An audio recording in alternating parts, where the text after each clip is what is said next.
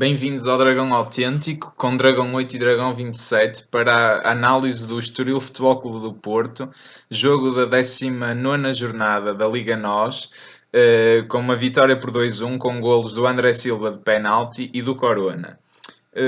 Na minha opinião, foi um jogo que de facto é tradicionalmente complicado para o Porto. Nós dissemos isto na antevisão, alertamos para os jogos de 0-0 que tivemos fora, contra o Tondela, Vitória de Setúbal, Belenenses, Passos Ferreira. Dissemos que tínhamos de ultrapassar todas estas dificuldades. Dissemos que tínhamos que ser uma equipa forte, agressiva, que fosse para cima do adversário, fora do Dragão, fora da Fortaleza, fora da zona de conforto. E o que vemos logo ao assistir do 11 inicial? Um 11 de medo, um 11 de receios, com um regresso impensável a um sistema tático que nunca funcionou com aqueles intérpretes. Passámos de um 4-3-3 híbrido, com alas bem abertos e criativos, para um 4-4-2 com 4 médios puros. O mais parecido que tínhamos com alas era o Herrera e o André. E o Nuno Espírito Santo achava, sinceramente, que a equipa iria responder com aquele 11. Iria criar perigo, iria criar oportunidades de golo. Tivemos muitas noites onde criámos 5 vezes mais oportunidades que ontem e não marcámos um único golo. E eu só estou a falar na análise ao 11 inicial. Houve alguém que concordasse com aquele 11? E é a minha introdução, Dragão 27. O que é que achaste? Eu acho que costuma-se dizer que tudo está bem quando termina bem. Mas no Estoril Porto não podemos escamotear a verdade. E a verdade é que Nuno Espírito Santo não esteve nada bem. E pôs em perigo um objetivo crucial. As opções táticas do nosso treinador falharam em toda a linha e temos que o dizer. E esta crítica deve ser feita porque é uma crítica saudável. Durante 65 minutos, as opções táticas foram incorretas. Inclusive, quando houve a substituição do Diogo Jota pelo Brahim, foi para tudo continuar na mesma. Com uma diferença que o Brahim é um jogador mais criativo e que podia, num repente, digamos, pessoal, provocar alguma alteração. Os jogadores estavam mergulhados numa confusão completa, como tu disseste há pouco. André e Herrera eram os alas. Danilo e Oliver pelo miolo. André Silva e Diogo Jota perdidos na frente. Jogo de pontapé para a frente. A equipa desligada entre setores. Perda constante de bola contra uma equipa que estava toda recolhida na sua defesa, mas que inacreditavelmente equilibrava o jogo. Sim, muito facilmente. Porque o Porto entregava-lhes a bola num jogo direto incompreensível. Voltamos aos piores erros. Sim. Aos piores erros. E mesmo ultimamente nem este tipo de equipa o Nuno já punha. Sim. O que é uma coisa incrível. Sim, antes até, salvo o erro do Porto Benfica, que não se insistia com este tipo de jogo. O que é que se viu de facto no jogo em si, pegando na análise ao 11? O que só se poderia ver, um jogo sem ideias, transições ofensivas sem criatividade, sem velocidade, sem lógica, porque esta equipa nunca jogou junta na vida também. Jogou uma equipa parecida no jogo com o Moreirense da Taça da Liga, que de facto resultou brilhantemente, como se devem recordar, não é? E eu pergunto, alguém me sabe explicar aquela escolha de 11 depois do que já se viu? É que isto não foi uma novidade. Este tipo de 11 e este tipo de resultado já se viu muitas vezes. Nós dissemos também na antevisão que o Herrera e o Diogo Jota são neste momento corpos estranhos na equipa, que estragam imensas jogadas, perdem imensas bolas, praticamente a bola sai deles para o adversário, não sai nada bem, não estão felizes, não estão com a cabeça limpa, mas o Nuno volta a insistir nisto. E o que é que se viu? Viu-se obrigado a mexer na equipa de facto logo aos 35 minutos, pela troca do Jota pelo Brahim, que de facto eu concordo contigo, o Dragão 27, porque ele tem mais qualidade técnica e mais criatividade. Mas como é natural, o principal problema manteve-se, porque os nossos alas, entre aspas, eram na mesma o André e o Herrera. E aí é que estava o problema. Estava o Brahim como um vagabundo, no bom sentido, não é? Com liberdade de calcar e ocupar os terrenos que quer. E o Porto não ganha logo tanto com a troca, porque o problema principal estava precisamente no meio campo. A abordagem tática foi tão má a este jogo que nem o Oliver e o Danilo, que têm sido preponderantes na equipa, se viram. Eles nem se puderam mostrar mais ofensivamente. Estavam perdidos mesmo. Tal era o excesso de médios a virem ocupar posições centrais, que é o que o Herrera e o André naturalmente fazem. E vejam o que é mais ridículo ainda. Numa equipa com 4 médios puros, o Porto joga de forma direta. com bolas para a profundidade, para corridas do André Silva. Um verdadeiro contrassenso, um paradoxo. Exatamente. Sem dúvida. Para corridas do André Silva e do Diogo Jota. Isto faz sentido para alguém? Sinceramente, isto faz sentido? Pergunto, o que é que o Porto ganha a jogar assim? Dividiu uma vez mais as iniciativas de jogo, ficando a posse de bola 55% para o Porto apenas. É inacreditável. De facto, o Porto perdia imensas bolas, falhava imensos passos, porque a equipa nem sabe jogar assim, nem faz sentido jogar assim, nunca. E na segunda parte, entrou-se novamente com o Nuno Espírito Santo a não mexer na equipa, voltou-se a ver o mesmo jogo. Voltou-se a ver, viu-se, desculpa, mais atitude. Eu achei que a equipa entrou mais ligada à corrente, isso viu-se. Mas continua na mesma um jogo lento e sem ideias. Uma outra iniciativa do André Silva, do Alex Telles, que esteve muito bem pelo flanco, foi dos defesas e acabou por ser um ala mais verdadeiro e com mais iniciativa. E o único perigo veio até desse lado, sem dúvida. E o único perigo até veio dali, o Maxi nem tanto. E o Brahimi, pronto, que foi de facto um dos elementos mais perigosos, porque criatividade não lhe falta. E vê-se ainda que não está a 100% também, que é preciso dizer isso. De facto, até aos 65 minutos, que aí o jogo muda, sim, não é? Sim. O Nuno Espírito Santo, de facto, tornou a desenterrar uma tática estúpida que nunca deu frutos.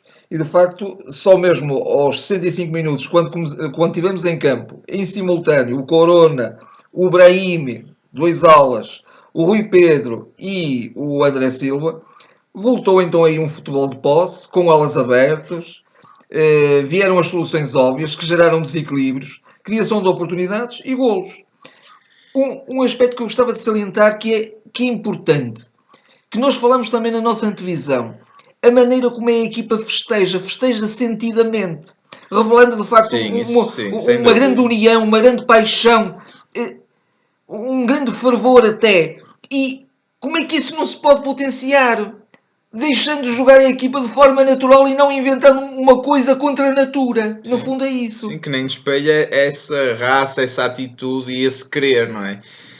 De facto, a partir daí, o Porto foi um Porto muito mais perigoso, porque até lá foi uma sombra do que tem de ser em todos os sentidos, na criatividade, na agressividade, na fluidez de jogo, e preocupou-se uma vez mais, infelizmente, com a consistência defensiva do que com a verdadeira consistência de uma equipa de futebol, que é em todos os momentos de jogo, como também já alertamos aqui, que passa também por atacar com perigo e com velocidade.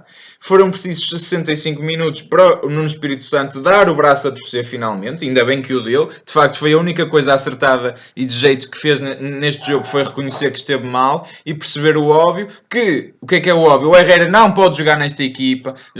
Isto a gente já bateu tantas vezes nesta tecla que eu acho que já é ridículo. Parece uma perseguição à pessoa, mas não é. Não é, porque acho que toda a gente concorda que o Herrera não está no seu melhor momento. O Herrera não acrescenta nada à equipa.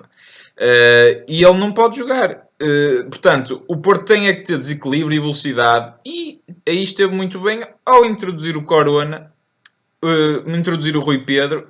Saiu também aqui o Oliver, que fez um jogo também apagado devido aos motivos que a gente já referiu, e manteve, na minha opinião, bem o André, porque estava mais fresco fisicamente, estava com mais intensidade de jogo. E que diferença foi, não é? Por acaso o Porto ainda foi a tempo de marcar, mas voltar a insistir nos mesmos erros é algo que eu não esperava. E desta forma o Porto não vai ser campeão, porque a gente não tarda, desta forma, não tarda a perder pontos, não tarda, porque quer dizer, ontem estávamos todos a ver o 0-0 ao fundo do túnel, mais uma vez. Jogar contra uma equipa que está muito debilitada e muito fragilizada, porque o Estoril não é o Estoril que nós já apanhamos várias vezes lá, não é? Exatamente, uma equipa que vem de 6 derrotas consecutivas, passar um paninho quente, com muitos médios e muitos cuidados defensivos. Eu não queria dizer isto, mas isto é gozar com a nossa cara, praticamente. Isto é dar todas as esperanças ao Estoril, que fez o que lhe competia, foi organizado defensivamente e nem precisou de se chatear muito, porque a equipa era tão lenta e tão incapaz de criar perigo. Que esteve bem.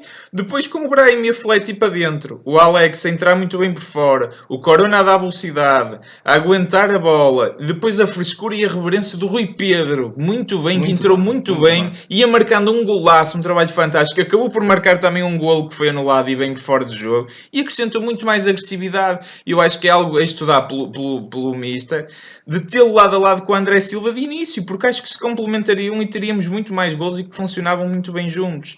Ainda bem que o Brahimi fez aquele passe de gênio para o André Silva, que já mais liberto devido ao Rui Pedro lá estar, se desmarcou muito bem e aconteceu aquela falta dentro da área, porque se estava a adivinhar novamente mais um 0-0. Se não fosse aquele pênalti, sinceramente, eu acho que era o resultado que iria acontecer, infelizmente.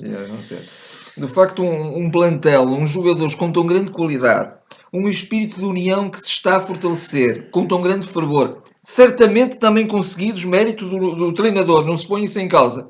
Mas o que é preciso? É só escolher os jogadores certos, claro, e não persistir numa tática burra que não serve este plantel, nem pode servir nunca uma grande equipa. Isto não é para equipas grandes, é para equipas pequeninas, aflitas, que só estão atrás e que metem pontapé para a frente. Sim, um modelo de jogo que se baseia em bolas em profundidade, de facto, sinceramente, não me agrada e nunca foi a imagem de marca até do Porto.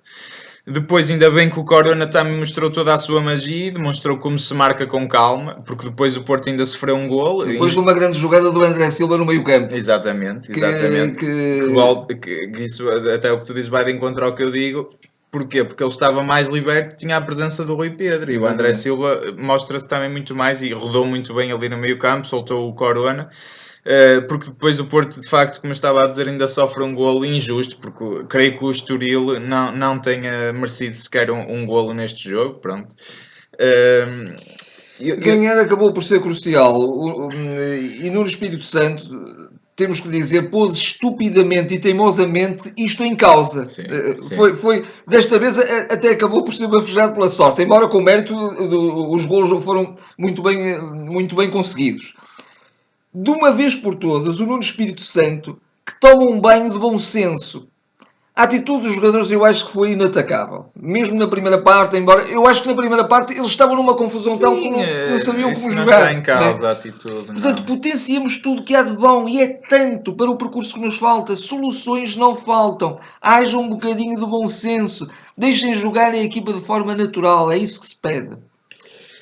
Eu tenho só uma palavra aqui final de desacordo absoluto com o treinador de Estoril, que esse senhor, como é que ele tem um bocado a lata de falar na arbitragem deste jogo? Eu pergunto, queixa-se do quê exatamente?